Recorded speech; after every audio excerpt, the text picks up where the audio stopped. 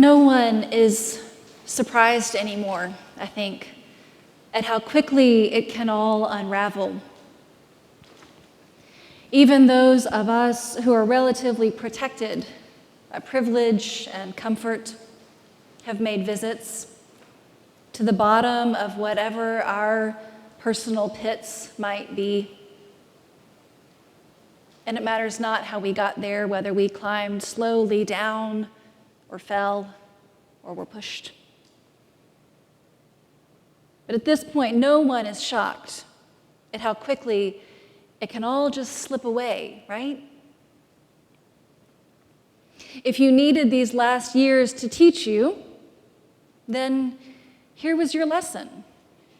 And the hair's breadth between everything is really fine and no, it's not.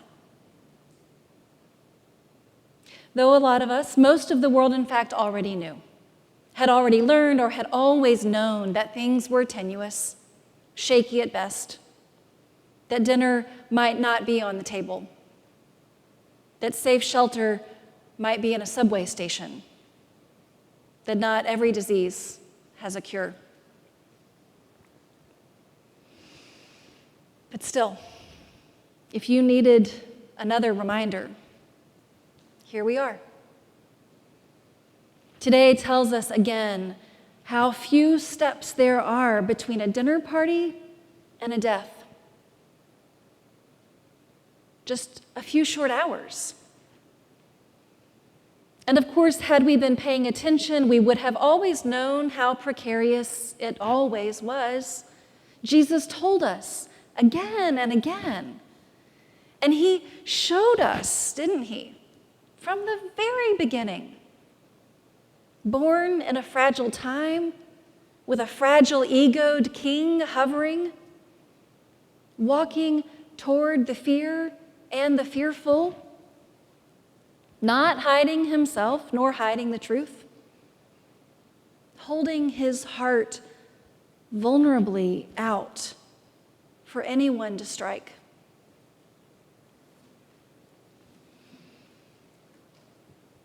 This is the story then, for anyone willing to hear it.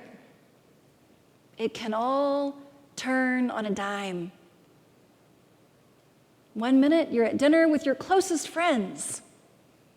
The next minute, one of those friends walks to you in a garden, and you know that they are coming to break your heart.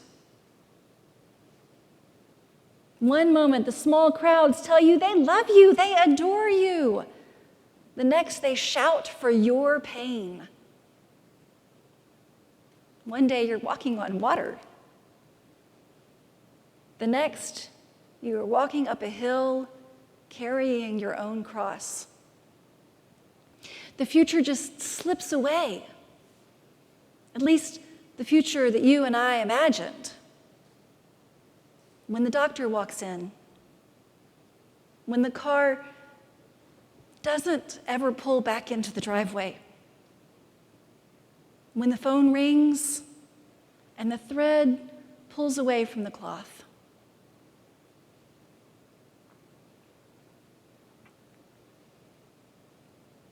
Somehow, inexplicably, God is in these messy, ugly, painful, awful stories.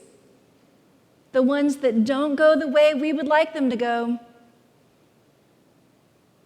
Somehow, God is in the small back rooms where the politicians cut deals that cut lives short, and present in the pain and loneliness of grieving sons and grieving mothers.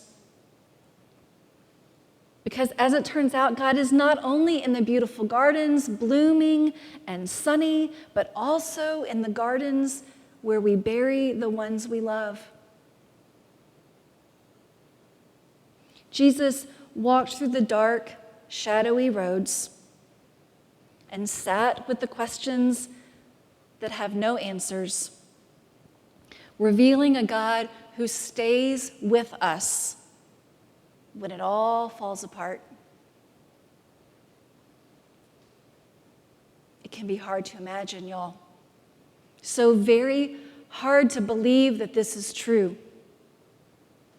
Yet God was there in the despair and cowardice and indifference, present in the exhaustion and fear in that small town 2,000 years ago.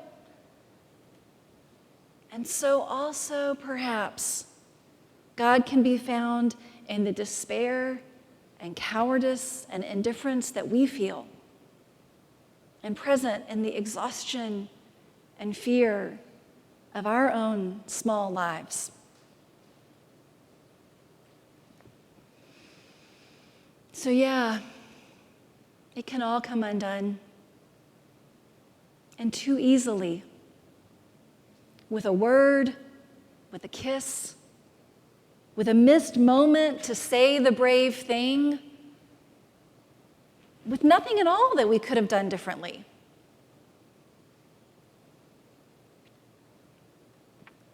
And yet, as all the threads and the yarns unravel, as the tapestry just comes to shreds,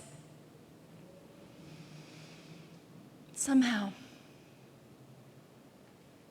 God is still here.